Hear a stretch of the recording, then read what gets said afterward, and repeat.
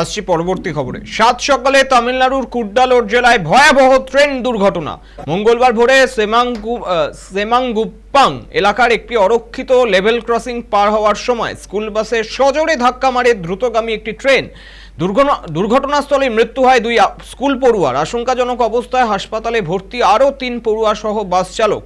প্রাথমিক তদন্তে জানা গিয়েছে সকাল 7:30 নাগাদ 5 পড়ুয়াকে নিয়ে একটি স্কুল বাস লেভেল ক্রসিং পার হচ্ছিল। সেই সময় হঠাৎই একটি ট্রেন এসে সজোরে ধাক্কা মারে বাসটিকে। সংঘর্ষের ফলে প্রায় 50 মিটার দূরে ছিটকে গিয়ে চূর্ণ বিচূর্ণ হয়ে যায় বাসটি। প্রত্যক্ষদর্শীরা জানিয়েছেন লেভেল ক্রসিংয়ে কোনো রেলকর্মী ছিলেন না, তিনি সম্ভবত ঘুমিয়ে পড়েছিলেন।